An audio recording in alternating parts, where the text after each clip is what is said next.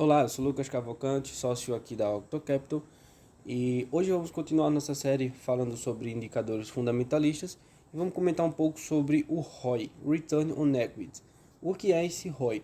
O ROI, pessoal, é um dos principais indicadores que nós utilizamos nas análises fundamentalistas do mercado de ações. Por quê? Porque ele vai direto ao ponto. Ele mostra quanto que a empresa está conseguindo rentabilizar o capital do acionista, o seu capital investidor.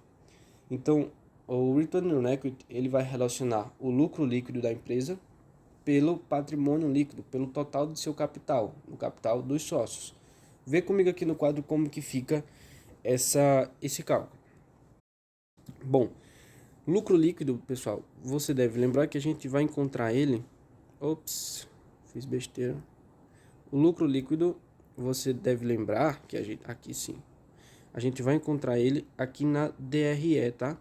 Que é a demonstração de resultado do exercício. Ou seja, quando a empresa termina um período, né, trimestralmente e anualmente, ela elabora essa demonstração, onde ela vai relacionar todas as suas entradas e suas saídas, todas as suas receitas e suas despesas, até chegar num valor residual, né?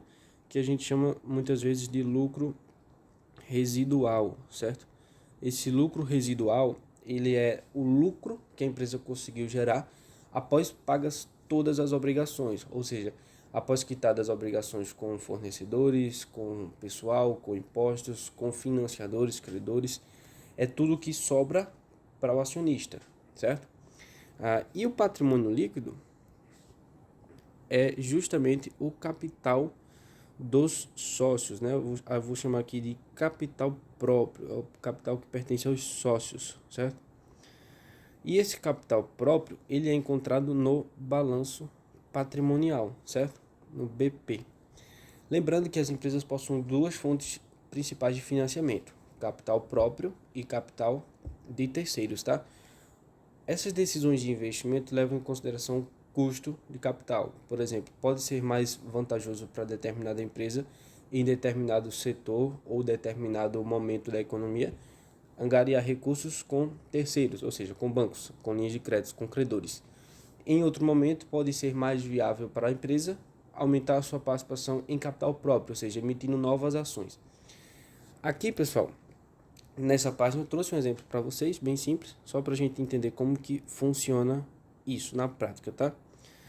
Vamos lá, aqui eu tenho a demonstração de resultado da empresa e ela teve lá uma geração de receitas operacionais de 300, todos os seus custos e despesas somaram 200 e no final aí ela teve um lucro de 100, beleza? Já no balanço patrimonial, vamos ver como é que ficou aqui, tá? Balanço patrimonial. Ela tem lá no seu ativo, né, que representa todos os seus bens e direitos, 500. No seu passivo, ou seja, capital de terceiros, né, recursos que ela é obrigada a pagar de terceiros que ela tomou com terceiros, que não são dela, 100. E no PL, que é o que a gente quer, tem 400. Esse PL é justamente o patrimônio líquido, é justamente o capital dos sócios, capital dos investidores. Então, como que fica o ROI aqui, tá, pessoal? Vamos fazer uma conta rapidinho para a gente ver como que fica esse ROI.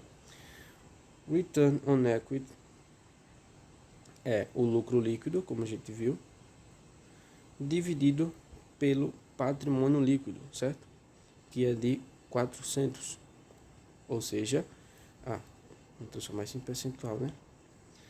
Ou seja, a gente fica aqui com um retorno de 25%, tá? Ou seja, o que é que eu estou querendo dizer com essa informação? Que a empresa conseguiu rentabilizar o capital dos acionistas, o seu capital investidor, em 25%. Uma observação: só faz sentido calcular esse indicador com empresas que deem lucro, certo? Não faz sentido eu calcular o retorno de um investidor, de uma empresa, quando ela tem um prejuízo líquido, quando ela não tem lucro líquido. O resultado daria negativo, não faz sentido. Então, sempre que esse indicador é utilizado, deve ser utilizado com empresas que deem lucro, que gerem de fato retorno para o investimento. E um outro cuidado que temos que ter bastante é com a questão da estrutura de capital, porque a estrutura de capital da empresa pode mudar e alterar significativamente esse resultado, certo? Quando eu digo estrutura de capital, eu estou me referindo, pessoal, a esses valores aqui de passivo e PL, certo?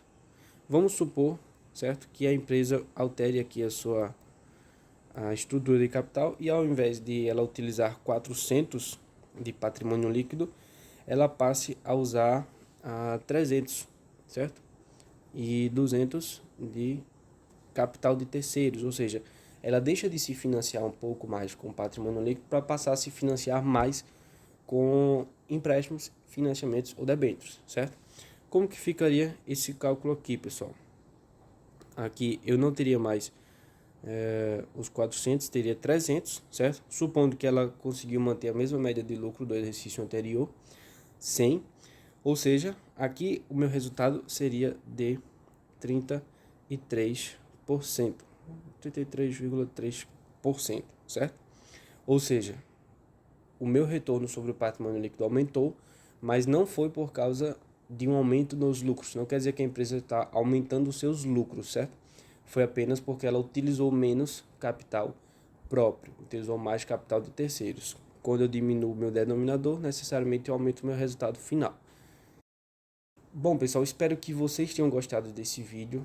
Se você ainda não é inscrito no nosso canal, não esquece de se inscrever e fique atento às nossas programações.